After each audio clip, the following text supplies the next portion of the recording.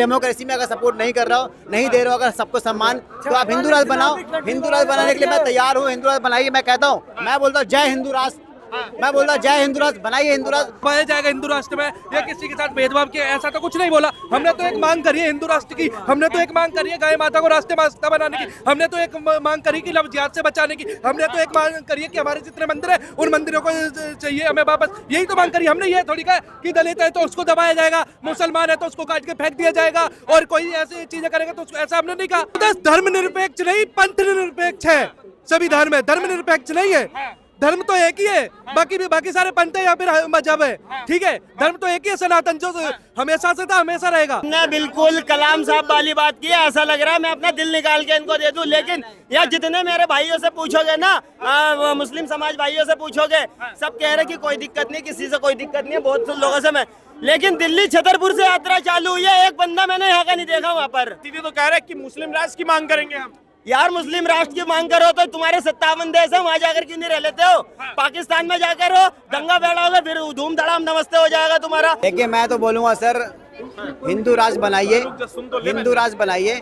मुसलमान सारे के सारे तैयार है, कोई मुसलमान सड़कों पे नहीं आएगा। हिंदू राष्ट्र बनाइए, और हिंदू राष्ट्र में बनाने के बाद आप उसमें जितने भी लोग हैं, छोटे नीचे तबके का, रुक जा, छोटे बड़े जितने भी लोग हैं, सबको आप सम्मान दो, सबको सम्मान दीजिए। अगर हिंदू राष्ट्र बनने के बाद भी अगर आप किसी इंसान को, किसी महिला को, किसी छोटी जाति वाले किसी को भी अगर सम्मान नहीं दे सकते तो भाड़ में डालो। ऐसा हिंदू राष्ट्र में इतना बोलूंगा। अगर डेमोक्रेसी में अगर सपोर्ट नहीं कर रहा हो, नहीं दे रहे हो अगर सबको सम्मान, तो आप हिंदू राष्ट्र बनाओ। हिंदू राष्ट्र बनाने के लिए मैं तैयार हूँ। हिंदू राष्ट्र बनाइए, मैं कहता हूँ, मैं बोलता हूँ जय हिंदू राष्ट्र। मैं बोलता हूँ जय हिंदू राष्ट्र, बनाइए हिंदू राष्ट्र। भाई हिंदू राष्ट्र हो या राष्ट्र हो या कोई भी हो, इंसान को जीने का हक होना चाहिए, उसका अधिकार मिलना चाहिए। वो जिस चीज के लिए आप अपने बच्चों को पैदा करते हो ना, वो उसका मकसद पूरा होना चाहिए। वो मकसद पूरा इसलिए, चाहे हिंदू राष्ट्र में हो या डेमोक्रेटिक में हो या अंग्रेज में हो या फॉरेनर में हो या हिंदू में बच्चा जन्म लेता है, उसका मकसद क्या होता है? बढ़ना, पढ़ना लिखना, अपने समाज को अपने समाज को आगे बढ़ाना, अपने समाज को आगे बढ़ाना, अपने धर्म को आगे लेके चलना, अच्छी शिक्षा लेना या लोगों तक पहुंचाना, यही होता है। तो चाहे वो किसी भी समाज में रहे कर सकता है। साजिद रशीदी ये कह रहा है कि अगर ये हिंदू राष्ट्र की मांग कर तो हम मुस्लिम राष्ट्र की मांग करेंगे। ये तो वो दंगा फैलाने वाली बात है और कुछ नहीं है। ये बकचोदी वाली बात है और बकचोदी करता है और कुछ नहीं। उसकी कोई वैल्यू नहीं है, कोई वैल्यू नहीं भाई। वो पैसा लेकर के वो बोलता है, ठीक है। मौलाना रशीदी जो है वो पैसा लेकर के बोलता है। वो कभी महिला के ऊपर बोल देता है, कभी हिंदू के ऊपर बोल देता है, कभी मुस्लिम के ऊपर बोल देता है। उसकी कोई वैल्यू नहीं है। मैं ये बोलता कि उसको कैमरा वाले उसको लेते क्यों है, क्यों रखते हैं अपने पास, उसको बाइट क्यों देते हैं, मुझे समझ में नहीं आता है। किसको बात कर रहे हैं? मौलाना रशीदी को। बहुत बेकार इंसान है भाई, उसकी कोई वैल्यू नहीं है। हिंदू राष्ट्र बनाइए, मैं सपोर्ट करता हूँ। मैं ये भाई के साथ बोलूंगा कि जय हिंदू राष्ट्र और जय हिंदू राष्ट्र बोलूंगा। बनाइए बिल्कुल, मुझे कोई दिक्कत नहीं। आप कह रहे हैं कि हिंदू राष्ट्र अगर बनाइए तो बनाइए, जात पात खत्म होनी चाहिए, सबको बराबर का इज्जत मिलनी चाहिए। पत्रकार महोदय, मुझे ये बताइए, हिंदू राष्ट्र की जो पहल चली है 0.2 जो रैली शुरू हुई है बागेश्वर धाम बाबा ने, उसमें कहा ऐसा बोला गया कि दलितों को दबाया जाएगा हिंदू राष्ट्र में या किसी के साथ भेदभाव किया, ऐसा तो कुछ नहीं बोला। हमने तो एक मांग करी है हिंदू राष्ट्र की, हमने तो एक मांग करी है गाय माता को राष्ट्र माता बनाने की, हमने तो एक मांग करी कि लव जिहाद से बचाने की, हमने तो एक मांग करी है कि हमारे जितने मंदिर है उन मंदिरों को चाहिए हमें वापस। यही तो मांग करी हमने। ये थोड़ी कहा कि दलित है तो उसको दबाया जाएगा, मुसलमान है तो उसको काट के फेंक दिया जाएगा, और कोई ऐसी चीजें करेगा तो ऐसा हमने नहीं कहा। हमने ऐसा कहा कि किसी ने बोला तो ना। मौलाना साजिद रशीदी ये कह रहे हैं कि अगर वो हिंदू राष्ट्र की मांग करे तो हम मुस्लिम राष्ट्र की मांग करेंगे। तो साजिद रशीदी से बोलिए ना। हाँ, साजिद रशीदी मुसलमान है। अगर वो कह रहे कि मुस्लिम राष्ट्र की विरोध मांग करेंगे तो इनके ये तब कहा गए थे जब पाकिस्तान धर्म के आधार पर बट गया था, तब कहा अपनी ऐसी तैसी बना रहे थे ये, या अगर नहीं थे इसके बाप दादा का ऐसी तैसी बना रहे थे कि तब मुस्लिम राष्ट्र बन रहा था, तब अपने तालियां बजा रहे थे। क्या कर रहे थे ये लोग? आज अगर हिंदू राष्ट्र की मांग चल गई तो ये विरोध करेंगे इस्लामिक राष्ट्र। अरे तुम बना के तो देखिए, संविधान में तो धर्मनिरपेक्ष है ना भारत, तो हिंदू राष्ट्र कैसे? पत्रकार महोदय, धर्मनिरपेक्ष नहीं, पंथ निरपेक्ष है। सभी धर्म है, धर्मनिरपेक्ष नहीं है। धर्म तो एक ही है, बाकी सारे पंथ है या फिर मजहब है, ठीक है। धर्म तो एक ही है, सनातन, जो हमेशा से था हमेशा रहेगा। चाहे वो डेमोक्रेटिक भारत हो या फिर हिंदू राष्ट्र हो, मैं देखता हूँ कि यहाँ पर सबसे ज्यादा जो प्रताड़ित जो हो रहा है वो हमारे हिंदू भाई ही होते हैं। जो गरीब होते हैं, वो जो लाचार होते हैं, वो जिनका पैसे नहीं है, या फिर जो मतलब, मैं आपको पता है हमारे हिंदू में से या मुसलमानों में से देखोगे, मुसलमानों में से आप कहते हैं कि पंचर छाप लगाते हैं, हमारे हिंदू भाई में से देखेंगे ना, आज हमारे घर की साफ सफाई और जो गलियों की जो साफ सफाई होती है या सड़कों की साफ सफाई होती है वो हमारे कौन करते हैं? हमारे हिंदू भाई करते हैं। वो कौन सी जाति के होते हैं? वो सबसे पिछड़े हुए जाति के होते हैं। क्या उनका आप सम्मान करते हैं? क्या उनको आप पानी पिलाते? क्या उनके बारे में आप सोचते? क्या उनको आप कभी भी आप किसी चीज में आपको बुलाते? नहीं बुलाते। लेकिन हमारा घर सुरक्षित होता है, हमारी गलियां साफ होती है, हमारे गटर साफ होते हैं। वो घुस के ना तो सरकार उनके बारे में सोचती है, वो गटर में बिना प्रोटेक्शन के घुस जाता है। आपको पता होगा नाले गटर के अंदर। क्या उनके बारे में सरकार सोचती है? लेकिन नहीं सोचती। लेकिन सब सोचती किसके बारे में? ब्राह्मण के बारे में, बड़े वालों के, पैसे वालों के बारे में सोचती है। लेकिन गरीब के बारे में नहीं सोचती है। आप पहले इनके बारे में सोचो। ये सुरक्षित है तो इसका मतलब भारत सुरक्षित है। आप सुरक्षित उनको करते हैं। इन्होंने फिर से वही चीजें लाके खड़ी कर दी जो कहते थे पहले, आजादी से पहले 300 साल तक हम लोगों को पानी नहीं पीने दिए ब्राह्मणों ने। इन्होंने वही बात फिर से कर दी। तुम अपनी गलियों की अगर तुम ऐसा करते हो तो हमें नहीं पता। हमारी गली मोहल्ले में आइए, जो नाली साफ करता है उसको पानी भी देते हैं और हमारे त्योहारों पर चंदा भी देते हैं। और जो मांग रहा था खाना बोलेंगे तो खाना भी खिलाते हैं। बिल्कुल ऐसा करते हैं। लेकिन ये लोग ऐसी चीजें जानबूझ के लाते हैं कि ये दलितों को दबाया जा रहा है, ऐसा कुछ नहीं है। लेकिन जो ऐसे काम करते हैं, जो दलित करते हैं, नीले पट के बारे जैसे कह रहे हैं कि हिंदू राष्ट्र का यात्रा नहीं चलने देंगे, बनने नहीं देंगे, तो ऐसी चीजों से हमें दिक्कत है। जो नीले पट के बारे नीले अंडे कह दो, जो हमारे सनातन का विरोध करते हैं, उनसे हमें दिक्कत है। आज दामोदर यादव ने, जो मध्य प्रदेश वाले हैं, उन्होंने तो बाबा का पुतला तक फूका है मध्य प्रदेश में। किसी ना किसी दिन दामोदर यादव को कोई फूक दे। बाबा की पिरजा बहुत बढ़िया, आपको पता नहीं है। जब बिहार में उनकी एक पंडाल लगा था, 10 लाख से प्लस की भीड़ हो गई थी। लोगों को जगह नहीं बची थी। और अभी तो यात्रा का आगमन है। अभी तो यात्रा तो एक चुनावी एजेंडा है 2027 के लिए। हिंदू मुस्लिम आपस में लड़ाना है। ये आपका मथुरा जन्मभूमि का मुद्दा उठाना है। ये सब मोहन यादव को अब ये चीज समझने वाली बात है। वो विरोध कर रहा है और बाबा का भी विरोध कर रहा है। मोहन यादव, पहली चीज तो उसके नाम के आगे से यादव हटा दो, यदुमुल्ला कर दो। क्योंकि मथुरा तो कृष्ण जी की है और ये कृष्ण जी के वंशज है, यदुवंशी कहने वाले। तो कृष्ण जी की जन्मभूमि से विरोध डर लग रहा है। कृष्ण जी की भूमि नहीं लेना चाह रहे। काहे के यादव है ये? इनसे बढ़िया तो मुसलमान है, कम से कम अपने लिए लड़ते तो है, विरोध तो नहीं करते अपनी चीजों का। तो बोलूंगा कि जो मुस्लिम कंट्री है ना, वो भी मुस्लिम इस्लामिक कंट्री नहीं होनी चाहिए। वो भी डेमोक्रेटिक कंट्री होनी चाहिए।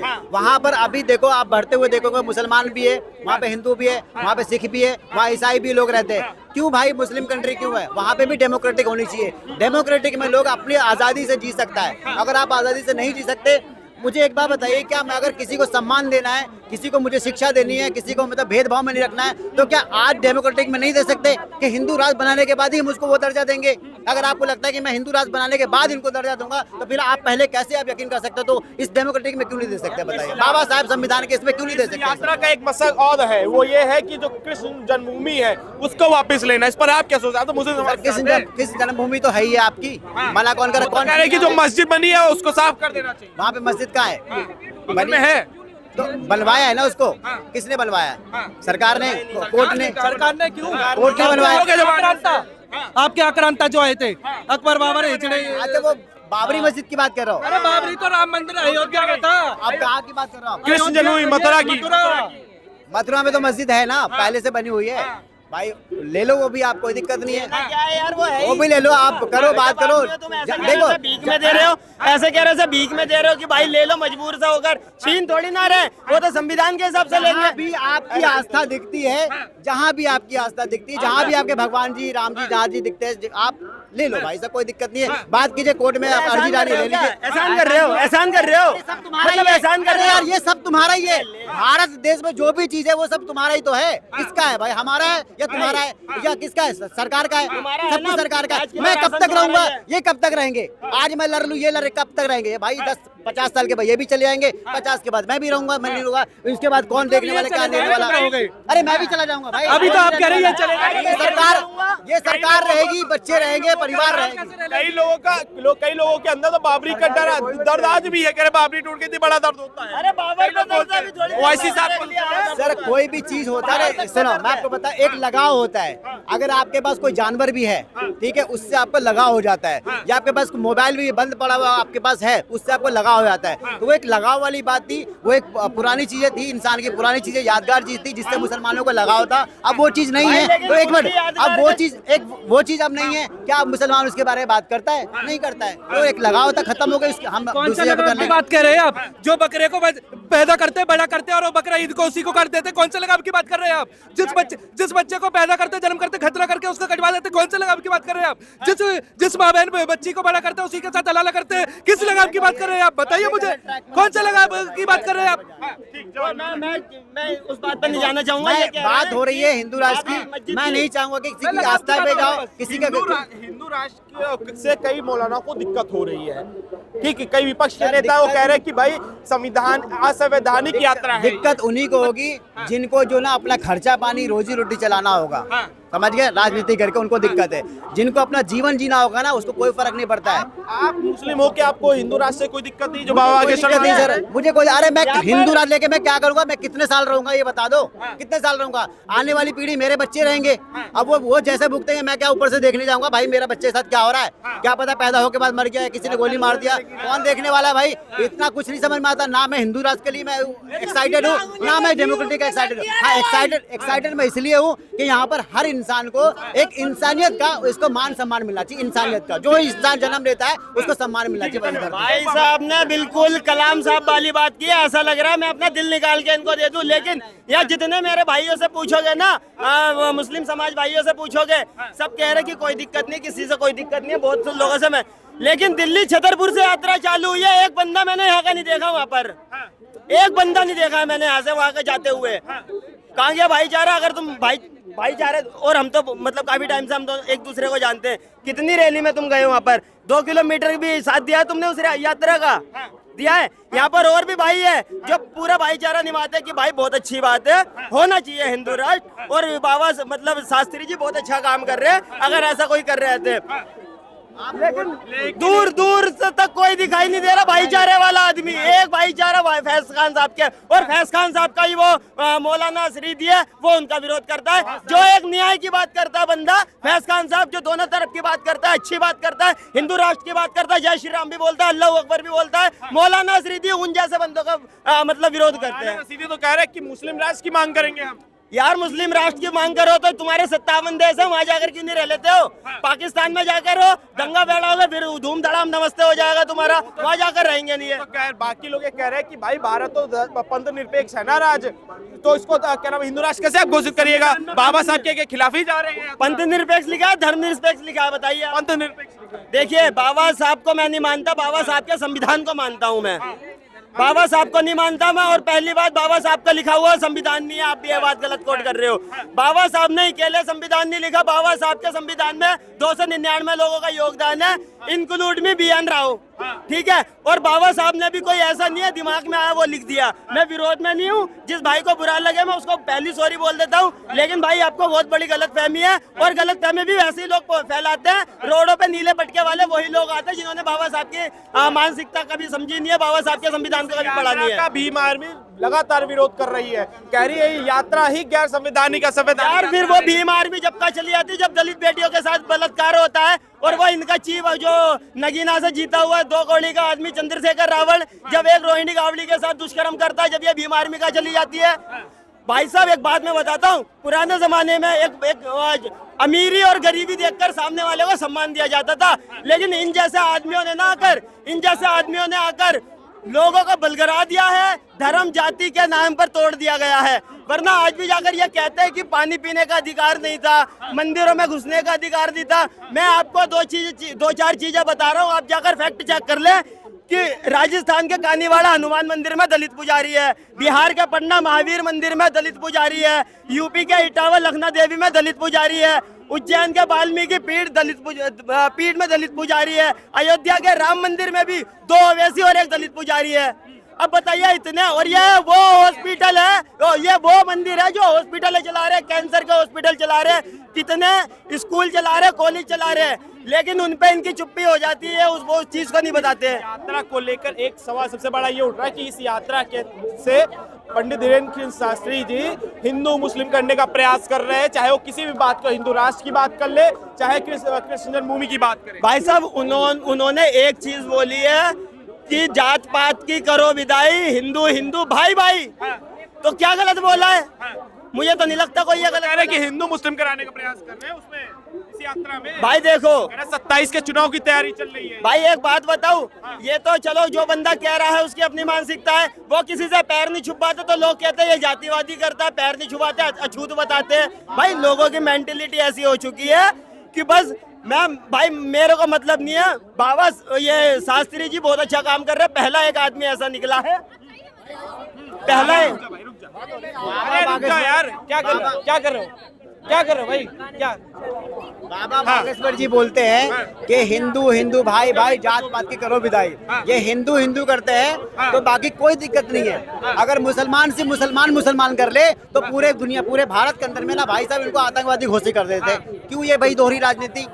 अगर मुसलमान रोड पे उतर जाए, सिर्फ मुसलमान करे या वैसे सिर्फ मुसलमान का सपोर्ट करे तो उनको वो आतंकवादी बोलते हैं कि ये मुसलमान का सपोर्ट करते हैं। और आप सिर्फ हिंदू हिंदू बोलते हो कि हिंदू हिंदू भाई भाई, बाकी क्या कसाई है? बाकी क्या कसाई है? क्या सारी चीज हिंदू है? यहाँ पे ईसाई भी तो रहता है। अगर क्रिश्चियन बोलता है कि मैं भाई हिंदू नहीं हूँ, अगर सिख बोले कि मैं हिंदू नहीं हूँ, पूछिए मुझे आप जबरदस्ती क्यों लपेट रहे हो भाई? इसका मतलब कौन? इसका मतलब आप क्या वो भाई नहीं है आपका? मुसलमान आपका भाई नहीं है? मुसलमान का लोग मुसलमान बोलेगा मुसलमान भाई भाई, बाकी कोई नहीं है, तो फिर आपके अंदर तो आग लग जाएगी।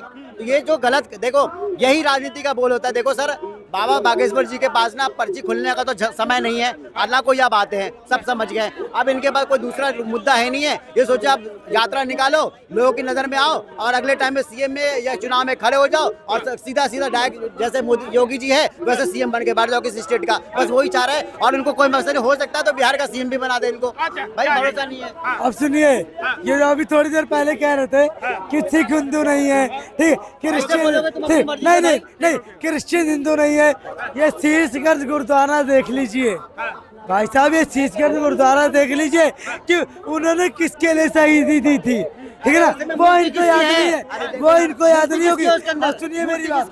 अब दूसरी बात, ये जो कह रहे हैं कि कभी एक नहीं होंगे, अगर एक हो जाएंगे ना भाई साहब तो आपको भागना पड़ जाएगा। और दूसरी बात, जब इस देश का बंटवारा हुआ था ना, धर्म के आधार पे होता, लेकिन 50% भी साले यहाँ से नहीं गए, 50% भी यहाँ से नहीं गए, ठीक है ना? अगर 50% यहाँ से चले जाते ना तो उनको पता था भूखमरी आ जाती, देश में लाले पड़ जाते खाने के। सर आपका क्या नाम हुआ?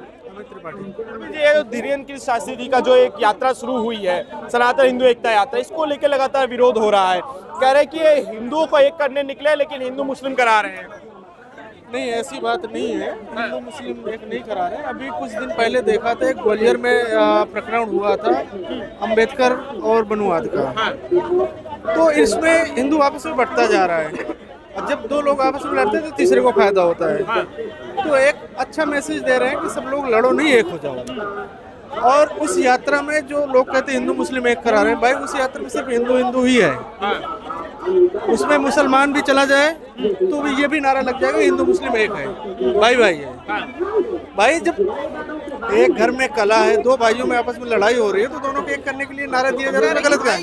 जो उनकी बयानबाजी होती है, जो भाषण देते हैं, उसमें मुस्लिम के खिलाफ हेड बोलते हैं। कहाँ हेड बोलते हैं? जैसे कह रहे हैं कि भाई कृष्ण जन्मभूमि हमको वापस चाहिए, इस टाइप के नारे लगाते हैं। हाँ, तो कृष्ण जन्मभूमि देखिए, कोई भी अगर इमारत है या कोई भी धरा स्थल है, अगर विकृत किया गया बाह्य आक्रांता के द्वारा, उसको पूर्ण रूप में लाना कहाँ के मतलब कहाँ गलत है? अगर मंदिर तोड़ के मस्जिद बनाया गया तो उसको पूर्ण रूप में लाने में क्या बुराई है? हिंदू राष्ट्र का समर्थन करते हैं।